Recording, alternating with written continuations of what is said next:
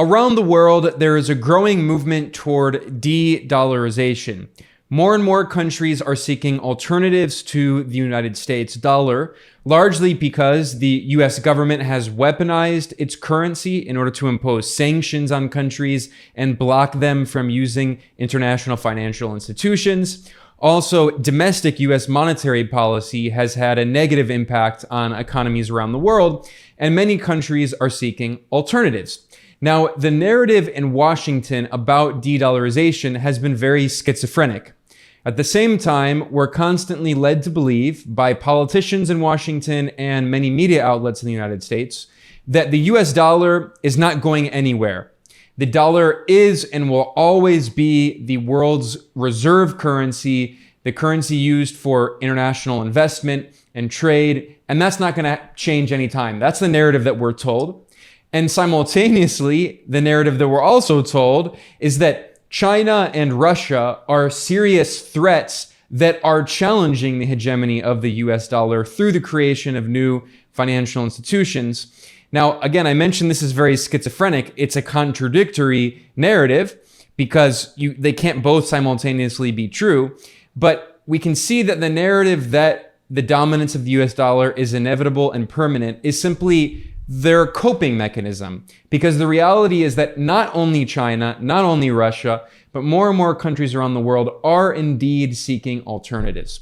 And the US Congress has acknowledged this. This June, the House of Representatives Financial Service Committee held a hearing specifically about this topic titled Dollar Dominance: Preserving the US Dollar's Status as the Global Reserve Currency. This was a bipartisan hearing. It was mostly dominated by Republicans, but it also featured Democrats. And they agreed that their priority is to maintain the supremacy of the US dollar. That's the word they use. They say we must maintain the dominance and supremacy of the US dollar in the global economy. The dominance and supremacy of the currency affords the United States numerous benefits. The session also invited economists who are all right-wing economists. That's inevitable. And they were very triumphant in their remarks. One of them said that when he worked at the Treasury in the Donald Trump administration, they made it clear that the dollar will always be the world's global reserve currency. As Assistant Secretary, I told my team that the Treasury Secretary proudly states that the dollar will never not be the world's reserve currency, and our job is to make sure that's true. Another neoconservative economist in the hearing declared proudly that the US dollar is the king of all currencies and a powerful symbol of American financial royalty. Our republic has never been ruled by a monarch. The US dollar has become a powerful symbol of American financial royalty. Indeed, the dollar is often described as the king of all currencies, and rightly so. However, at the same time, we saw the same kind of schizophrenic attitude in this congressional hearing, because there are also some of the same people warning of the growing number of threats to the hegemony of the US dollar, and especially with the creation of new financial institutions by China, Russia, the BRICS system of Brazil, Russia, India, China, and South Africa, and other countries in the global south. The link between a nation's currency and its role as the relatively dominant political actor on the world stage is pretty clear. And that is why people like Lula from Brazil, Putin, and Xi all aspire to undercut the role of the dollar as the global reserve currency. In my view, Chairman Xi poses the most serious threat to this effort. Look, the BRICS are, these are countries, India being an exception in that, but these are countries that are autocratic or otherwise have, very hostile opinions of the United States, especially Russia and China. As an example of these blatant contradictions, many of the Congress people in the hearing boasted that the power of the US dollar allows Washington to impose sanctions on its foreign adversaries to try to cripple their economies. And at the same time, some of the economists warn that by overusing US sanctions, it actually fuels de-dollarization and weakens US dollar dominance. As the United States has increased its reliance on financial sanctions as a tool of foreign policy, It has provoked anti-dollar policy responses from our adversaries. The growing number of states espousing anti-dollar viewpoints and adopting anti-dollar policies does threaten to weaken the future potency of U.S. financial sanctions. The lessons we can take from the sanctions against Russia, I would say before the war and after, again, are that they provoke our adversaries to move into alternative currencies. In fact, they sort of require it, because targets cannot use the dollar system, and so they're forced to move into other currencies. We've seen, again, leading up to the war, Russia settling more trade with China in euros, settling more trade with China in the yuan. We've seen that increase with the focus on the yuan and then rubles after the invasion and the new rounds of sanctions. Now, the fact that this congressional hearing was even held is quite ironic because we're constantly told by defenders of dollar hegemony that there is no threat. De-dollarization is not actually happening. It's either a conspiracy theory or it's exaggerated. But if it's false, if it's a conspiracy theory, if it's exaggerated, why did the House of Representatives feel so compelled to hold a 2-hour hearing specifically about this topic? This hearing was 2 hours long, and I listened to every minute of it. And I today have highlighted some of the main points to take away. So you can learn about the hegemony of the US dollar, the benefits economically that it gives to the United States, which is the exorbitant privilege, which is a form of imperialism. This is how the United States can maintain these exploitative economic policies around the world and extract the surplus value produced by workers around the world, especially in the global south. So their wealth is extracted and it's sent to the United States, and they don't actually see the benefit of their own labor, whereas wealthy oligarchs and corporations and Wall Street benefit in the United States at their expense. The most ironic way to begin today would be to look at a comment that was made in the hearing by a Republican congresswoman from Texas, Monica de la Cruz, and she very dismissively said that there is this narrative that de-dollarization has begun and it's the beginning of the end for US dollar dominance. However, she insisted, of course, that's not going to happen. Now, this hearing comes at a critical time when some academics and naysayers are spreading theories that de-dollarization has begun and that the beginning of the end has arrived for the dollar's dominant role as a global reserve currency. Now, if you watched the hearing, you could see that this was an attitude that was shared by pretty much everyone who participated, Republican or Democrat, Congress member or economist. They pretty much all insisted that it is inevitable that the US dollar will be the global reserve currency and they have to defend it with that status. And they began the hearing boasting of all of the benefits that this gives the United States. The hearing was specifically organized by the Subcommittee on National Security, Illicit Finance, and International Financial Institutions. And the chair of that subcommittee is the Republican representative from Missouri, Blaine Luetkemeyer. And Luetkemeyer is a neoconservative anti-China hawk. Now, for people who don't know, the U.S. Congress, which has two chambers, the upper chamber is the Senate and the lower chamber is the House of Representatives. The House is currently controlled by the Republicans. They have a slim majority. So the chair of the subcommittee is himself a Republican. And he kicked off the session boasting of all of the benefits that dollar hegemony gives to the United States. The U.S. dollar has been the preferred global currency since the end of World War II, providing our nation inherent economic advantages as well as responsibilities. Today, an estimated 88% of all currency transactions by value are conducted in U.S. dollars. Among other things, this limits the risk of a balance of payments crisis, which inherently lowers our exchange rate risk. The dollar's position also allows the United States and Americans to borrow at rates such as 50 to 60 basis points lower. Our currency strength not only benefits the United States government, but also helps the American consumers by lowering the price of imported goods, resulting in an estimated $25 to $45 billion a year in savings. Finally, possibly the most important advantage of having the global reserve currency within our country is embedded in the title of our subcommittee, National Security. The dollar status allows us to apply powerful economic sanctions which, when used properly as in a targeted tool, can alter our adversaries' actions in a way that advances U.S. and global security. Today, the biggest threat to American and global security is the Chinese Communist Party. Because of the formidable impact that even U.S. unilateral sanctions can have, adversaries and even some friends have sought alternative payment methods and systems. It is anticipated that when the BRICS, which stands for Brazil, Russia, India, China, and South Africa, have their annual summit this summer, they will discuss the feasibility of a common currency mechanism for trade among their countries as an alternative to the dollar. Other countries, including Saudi Arabia, Iran, Argentina, the UAE, Algeria, Egypt, Bahrain, and Indonesia, have also expressed interest in such a mechanism. While I don't think this idea is practical in the moment, something like it could materialize in a not-so-distant future. China is also engaged in creating an alternative in the form of a central bank digital currency, or CBDC, which the Chinese Communist security agencies intend to use to surveil the financial activity of any user. Because the ECNY presents an assault on financial privacy and is a risk to our national security, introduced H.R. 804, the Chinese CBDC Prohibition Act of 2023.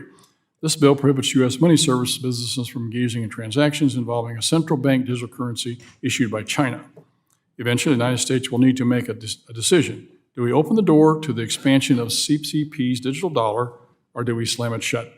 My bill slams the door and locks it.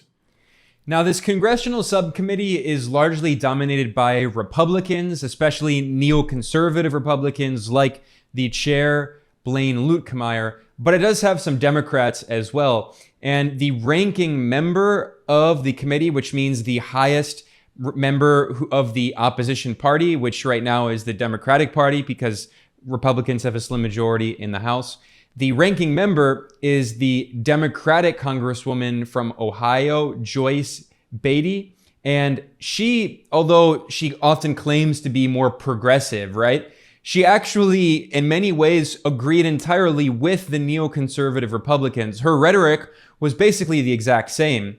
Representative Beatty boasted that the supremacy of the US dollar benefits the US economy in many ways and also allows Washington to impose sanctions on foreign countries.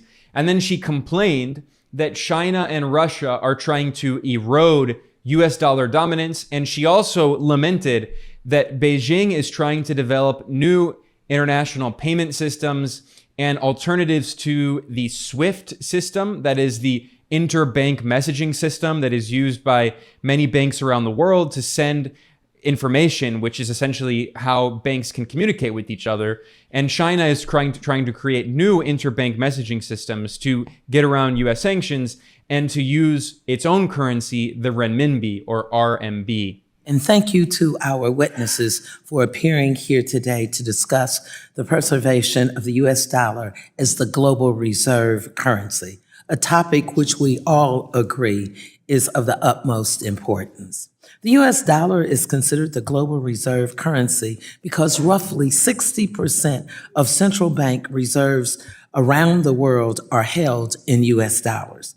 The dollar is the preferred currency for international trade. Oil is priced and settled in US dollars, and nearly 90% of transactions in foreign exchange markets involve, yes, the dollar. The market for U.S. Treasuries is also the deepest and most liquid market in the world, and the reliability and stability of U.S. capital markets makes the dollar the preferred currency for investors. The dominance and supremacy of the currency affords the United States numerous benefits, from reduced borrowing costs to increased financial stability to influence over global financial markets. It also allows us to leverage economic measures against those that seek to threaten our national security and foreign policy. Given the undeniable value of the U.S. dollar's dominance, it is critical that we address the currency and the present threats to it. As we speak, foreign adversaries like Russia and China are actively working to undermine the U.S. dollar and cripple our global power and influence.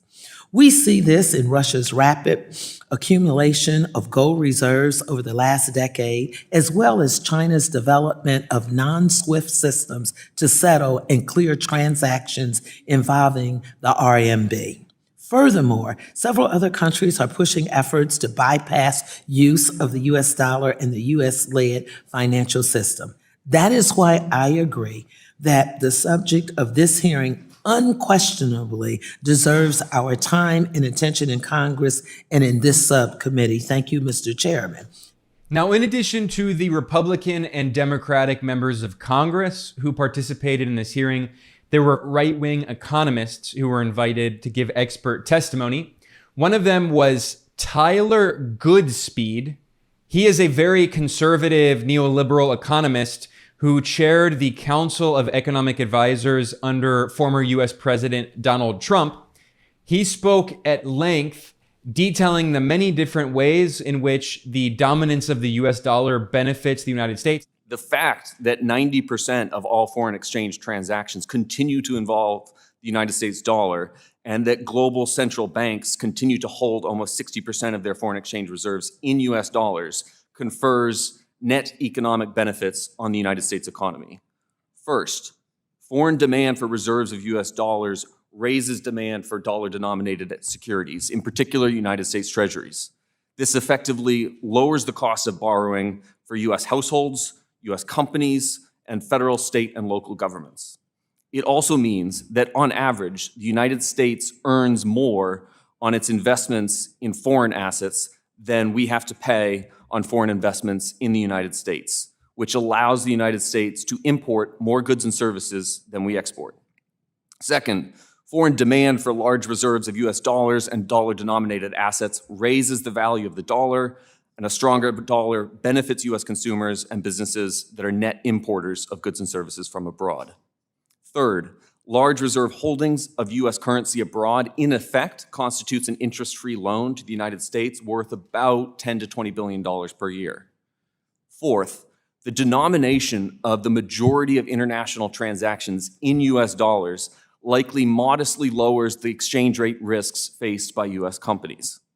Fifth, given the volume of foreign US dollar holdings and dollar-denominated debt, monetary policy actions by foreign central banks generally have a smaller impact on financial conditions in the United States than actions by the United States Central Bank have on financial conditions in other countries. This does not include the substantial benefit to which the chairman referred of the United States dollar's centrality in global transactions, allowing the United States to utilize financial sanction tools when appropriate in support of national security objectives. Now, this is important to point out because we've constantly heard defenders of US dollar hegemony, centrist economists like, for instance, Paul Krugman of the New York Times, who's, a basically center-right economist, but not as explicitly right-wing as this Trump economist, Tyler Goodspeed. Krugman has constantly argued in the New York Times that the US dollar, being the global reserve currency, supposedly does not benefit the United States, that exorbitant privilege either doesn't exist or it's exaggerated. I actually discussed this topic specifically with the economist Michael Hudson, who just debunked Krugman completely. But here we see Donald Trump's top economic advisor boasting in this congressional hearing of exactly the opposite.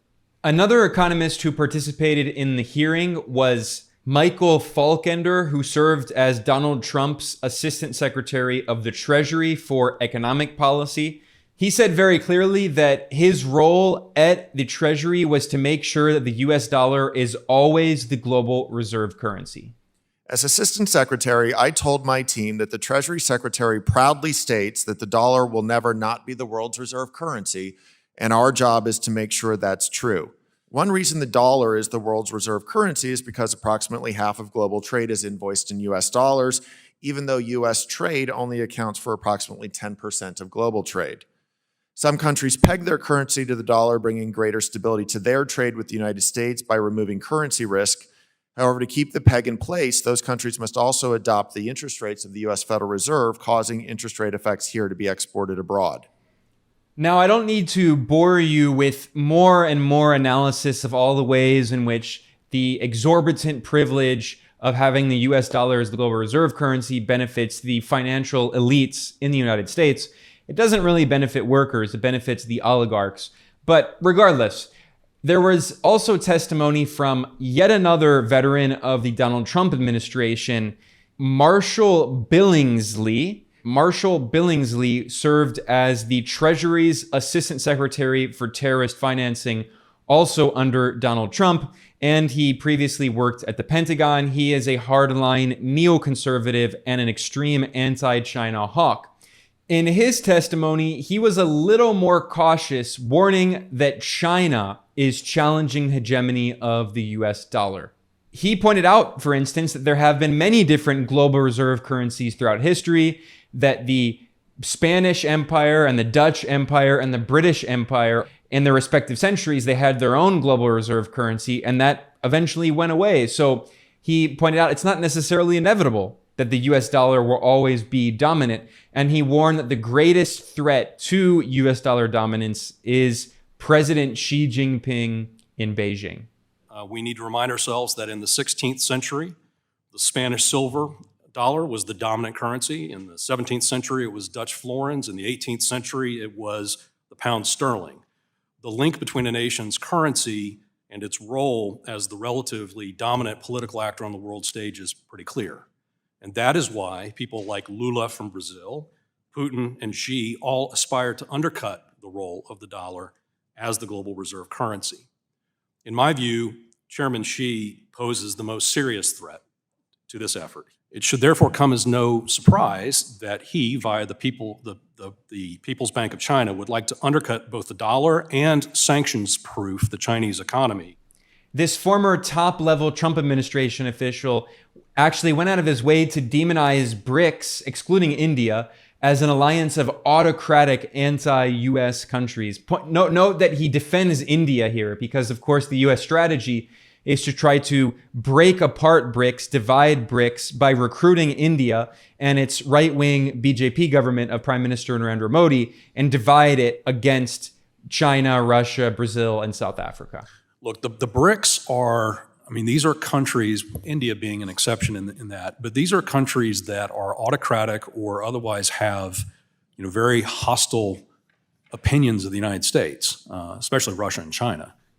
Now, there are two funny things I want to comment about those remarks there. One, he names Brazil's President Lula da Silva as someone interested in de-dollarization, and he has constantly talked about de-dollarization, and Brazil is trying to create a new currency for Latin America to do trade to get off the dollar. So it shows that in Washington, a lot of these neoconservative figures are very angry with Lula, and he is not actually a close ally of Washington, like some people strangely portray him as. No, Lula is independent, he's a nationalist, and he does what's in the best interest of Brazil itself. The other point I want to respond to is he acts as though China is committing some egregious crime by trying to sanctions-proof its economy, that is, preventing the United States from waging economic war against it. And that's not a crime. China is allowed to do that, and it should do that to benefit its people. It's protecting its people. Now, this former top official in Donald Trump's Treasury Department, Marshall Billingsley, he also warned that Russia and China are de-dollarizing the foreign exchange reserves they hold in their central banks. They're getting rid of dollar-denominated assets like U.S. Treasury bonds, which is government IOUs, U.S. government debt, and instead they're investing in other assets like gold in particular. And let's keep in mind, this guy served as the Assistant Secretary of the Treasury for Terrorism Financing, in scare quotes, and he really doesn't like other foreign central banks holding on to gold because you can't sanction gold. So here are those remarks that he made.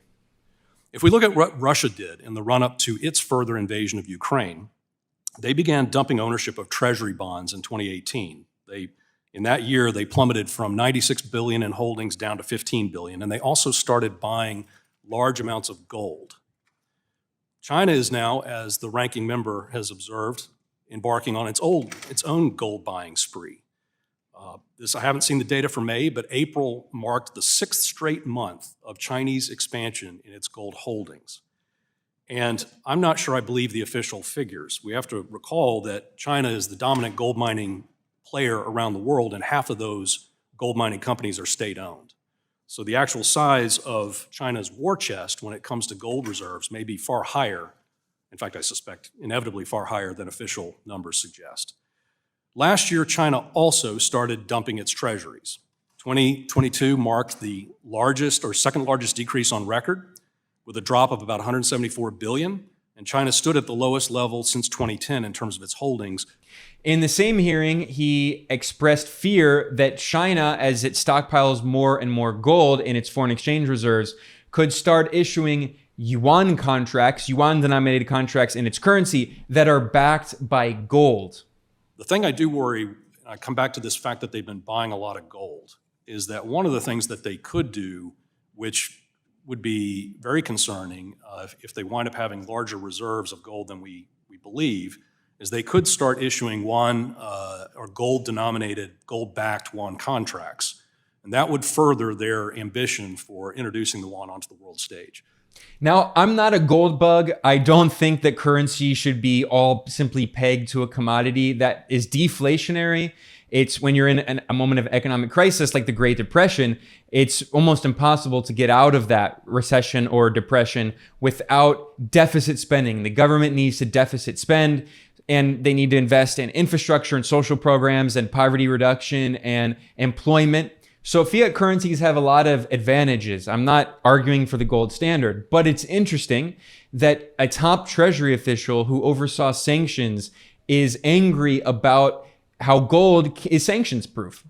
And furthermore, in his testimony, Marshall Billingsley, this top Trump Treasury Secretary official, he also discussed how the sanctions imposed on Russia, although they are historic, are still nothing compared to what could be imposed on China, or rather the challenges of imposing sanctions on China, because the Chinese economy is the world's biggest economy when you measure according to purchasing power parity, which is the better way of measuring the GDP of a country. And he pointed out that the 4 biggest banks in the world are Chinese banks, and they also happen to be state-owned banks, and they're essentially sanctions proof. So he warns that China is simply too big of an economy to be destroyed by US economic warfare, which is, of course, what the neocons in Washington, like him, want to do. How do we deal with the fact that the sheer size of the Chinese economy dwarfs what we've been contending with in the form of Iran, Russia, and so on? One of the first things the Biden administration did in the wake of Russia's attack was start sanctioning Russian banks and de-SWIFTing them. And that's one thing when you're going after an economy smaller than the size of Texas. It's quite another when you consider that out of the 100 largest banks in the world, China has 20, and all 4 of the top 4 are Chinese banks. And that is why many within the Treasury contended when I was there, and they will contend to this day, that these Chinese banks are simply too big to sanction. I don't agree that we can allow that to stand, but I do believe we have to start taking very swift action to put us in a situation where we could take punitive measures on these banks if necessary.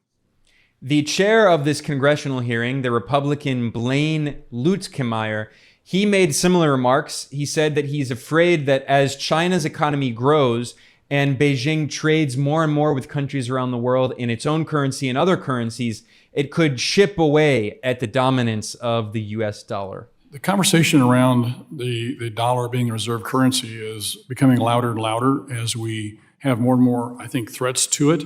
I think I agree with all of you that there's not an immediate threat within the next few years, but as a businessman, I usually look at not only short-term problems, but I look at long-term problems. And I look from 30,000 feet.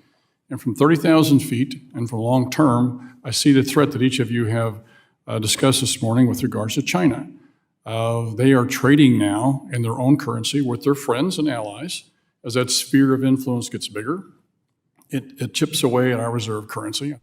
The Democratic ranking member of the subcommittee, Joyce Beatty, also made very similar comments, once again showing this kind of bipartisan consensus between neoconservative Republicans and Democrats. We've heard from all of you a lot about China and Russia's increasing their gold reserves, the use of alternative payment systems, and certainly certain African nations also partnering up to develop a multilateral system that evades the dollars.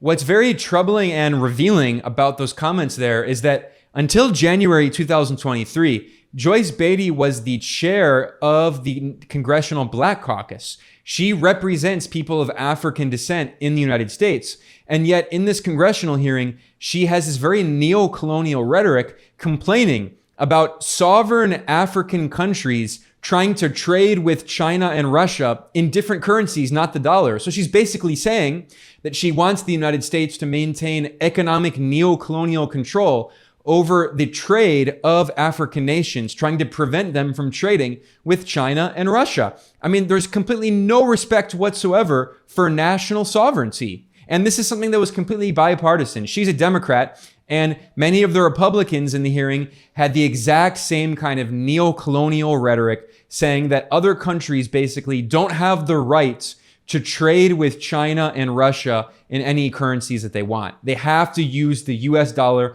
and they basically have to get permission from Washington. This attitude, of course, could also be seen in the testimony of Tyler Goodspeed, who was Donald Trump's top economic advisor. And in the hearing, he warned that in the short term, one of the main threats to US dollar hegemony is simply other countries trading with China in renminbi. So economists like to talk about the short term versus the long run, and I think that's applicable here. Short term, I think the risk is that we continue to see diversification away from the dollar, PRC continuing to push other countries to use trade invoicing in renminbi, that they continue to promote the offshore renminbi market, that they continue to promote or force bilateral clearing.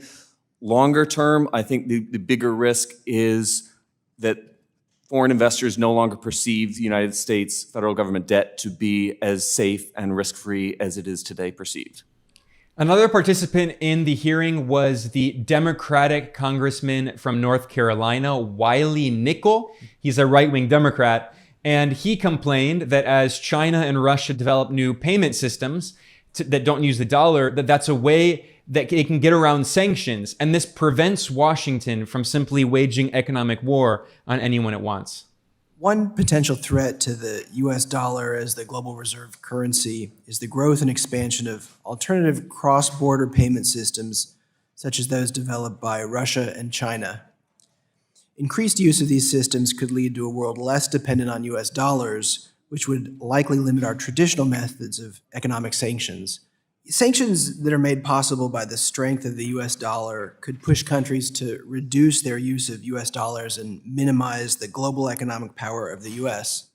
Governments could experiment with other national currencies to proactively shield their economies from the US. Now, some of the most interesting testimony in this hearing was done by an economist who, unlike the others, didn't work for Donald Trump.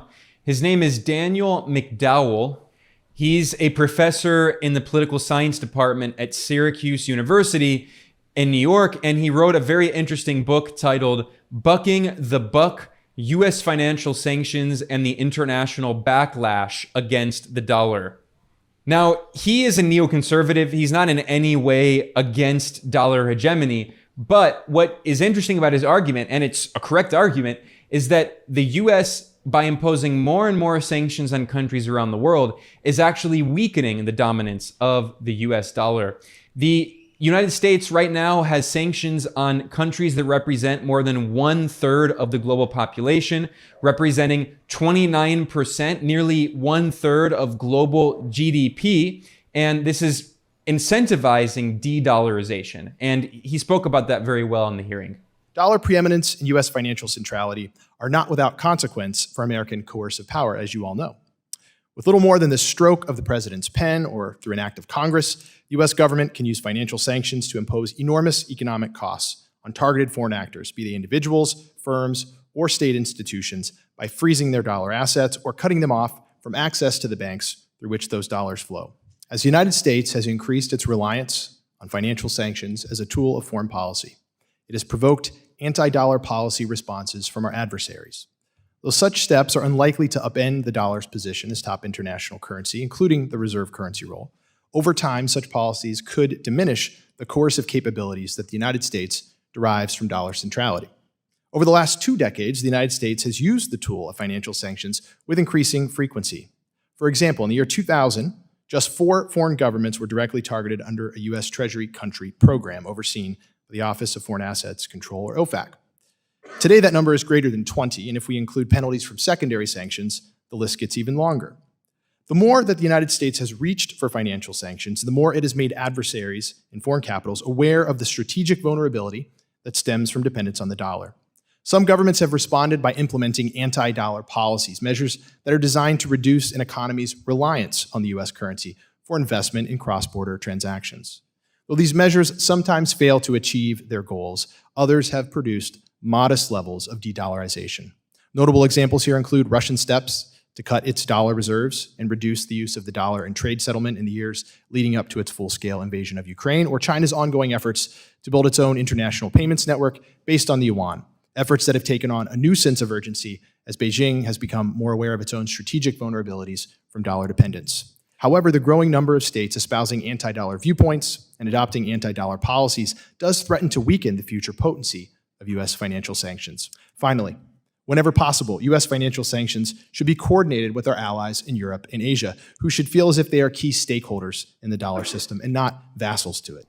Another Republican congresswoman who participated in the hearing from California, Young Kim, who's yet another neoconservative, she complained that China has developed other ways to provide financing to countries that don't involve the US dollar. Specifically, she demonized the swap line agreements that the People's Bank of China, China's central bank, has signed with other countries' central banks, like in Argentina, for instance, which is a way for Beijing to provide liquidity for other countries, to provide them credit, but not using the dollar and not using the Washington-dominated international financial institutions, and also getting around the SWIFT system, which is why she portrays this as something very nefarious and evil that needs to be challenged by the US government. But we should all be troubled by the increase of central bank swap line agreements deployed by the People's Bank of China. According to 2021 CBOC report, it said that it has swap facilities with 40 countries with a combined capacity of almost $4 trillion yen, or about $570 billion. And just a few days ago, Argentina, a country facing a deep currency devaluation and 109% annual inflation, they announced a deal to renew its currency swap line with China and double the amount it can access to nearly $10 billion.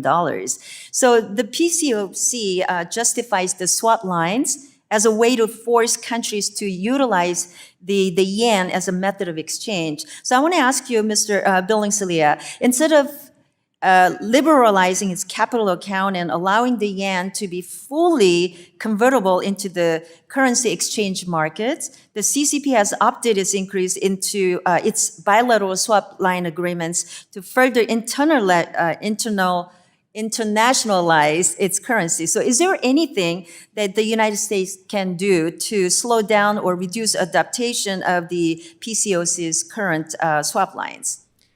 Now, it's obvious that most congressional hearings in the United States these days involve demonizing China. We're in a new Cold War, and Washington constantly demonizes Beijing.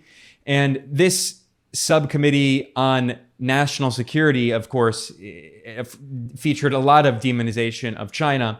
And a Republican congressman from Texas, Roger Williams, made a comment complaining about China's monetary policy. And he said that China has maintained an uneven playing field because China has capital controls, which, I mean, again, they portray China as some nefarious, evil country for protecting its economy, for protecting its people, for not opening up all of its markets and allowing Western corporations to simply control its entire economy and buy up all its assets. That's called defending its actual national security. But of course, the US wants every economy to lift all capital controls, to privatize everything, to open up their financial account, and to allow Wall Street to colonize the entire world, to colonize China. So anyway, the point is, in this rant, this Republican congressman from Texas said that China is manipulating its currency because China has its own domestic monetary policy. And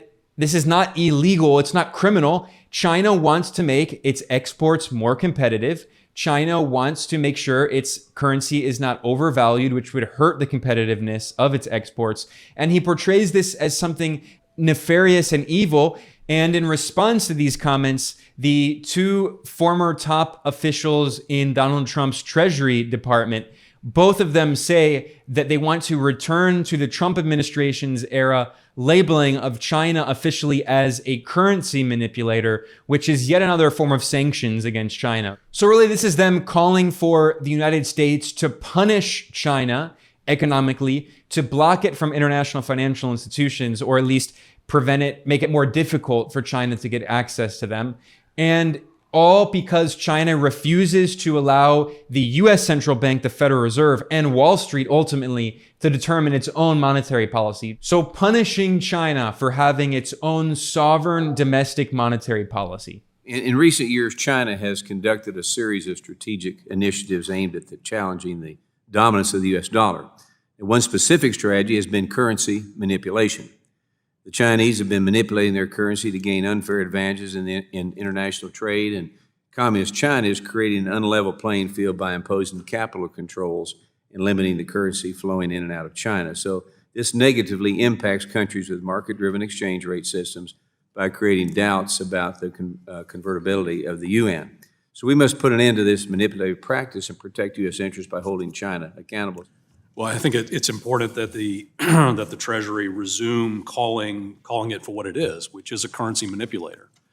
We did that under the Trump administration. The Biden administration should yet again label China as a currency manipulator. Now, the last thing I want to conclude with today is a look at a comment that was made by one of the top officials in the Treasury under Donald Trump, Marshall Billingsley, that he made in this hearing, which shows that a lot of the so-called expert economists are not only driven by their right-wing ideology, but they're also driven, in some cases, by their own personal economic interest. That is, by their own bottom line, their own profit motive. A Republican congressman from Pennsylvania, Dan Meuser, asked the former top Treasury official Billingsley if he thinks that the US government should cut spending and invest more in energy, that is oil and gas. He referred to it as energy independence, but he means expand oil and gas production. And this former top Trump Treasury official, he said very clearly, I certainly hope so because it would help my investment portfolio. So, Mr. Billingsley, I'd like to just start with you. What do you think reversing some course here where we rein in spending, i.e. curbing inflation, create some predictability to future taxes, and have a energy independent program? You think those would be steps in the right direction? I do. It would certainly help my investment portfolio. So this is a top former member of the Treasury Department admitting that he's partially motivated by his own bottom line, not what's best for the country, what's best for him and his investments, which, I mean, for me, that says everything about the corruption in the United States, which is so normalized. And we're constantly told that the US is a great democracy and there's no corruption. This is the kind of corruption that happens all the time. I mean, let's not even talk about, for instance, the massive insider trading that happens all the time in the US Congress among both Republicans and Democrats. It's completely rampant. This is the economic corruption that also feeds into the neoliberal right-wing economic ideology that we're constantly told is going to bring everyone prosperity. But no, it actually is only going to bring a small handful of economic elites and oligarchs prosperity. Well, poverty gets worse, homelessness gets worse, inequality just skyrockets and gets worse and worse, while the rich pay fewer and fewer taxes. But anyway, I mean, that's a topic for a whole other conversation. With that, I'm going to conclude today. I know this was a long analysis, but I wanted to go through some of the main points of this lengthy 2-hour congressional hearing on the dominance of the US dollar. It's important to listen to what people in Congress, both Republicans and Democrats, are saying, and mainstream right-wing economists are saying, like those who were invited to participate as so-called experts in this hearing, because again, it shows this schizophrenic narrative that I was talking about, where we're constantly told that one, the US dollar is inevitably always going to be the global reserve currency. It is the greatest thing ever invented since sliced bread. However, simultaneously, we're told that China and Russia are evil and nefarious, and they're masterminding plans to replace the US dollar, and that's bad. And at the same time, the dollar system it's so strong, but it's also weak, and that's why we have to defend it. Anyway, you can see this very schizophrenic narrative inside Washington. And I just wanted to point out this hearing because we're frequently told that de-dollarization is a myth. It's exaggerated. It's either not happening or it's not really happening significantly. And here we see that the US Congress, by holding this hearing on de-dollarization and the need to defend US dollar supremacy, as they put it, that the existence of this congressional hearing is all the evidence you need that de-dollarization is indeed happening, and it's growing in many countries, especially in the global south. With that, I'm going to conclude here. I'm Ben Norton. I am the editor of Geopolitical Economy Report. If you like the work that we do here, please subscribe on whatever platform you're watching or listening on. It helps to promote our material in the algorithm. Also, please consider supporting our work. We're completely independent. We have no big institutional support or big donors. If you want to support us, you can go to geopoliticaleconomy.com/support, and there are several ways that you can support. The best way is you become a patron over at patreon.com/geopoliticaleconomy. Any small amount you could provide goes a long way. We're completely independent. I want to thank everyone once again. I'm Ben Norton. I'll see you next time.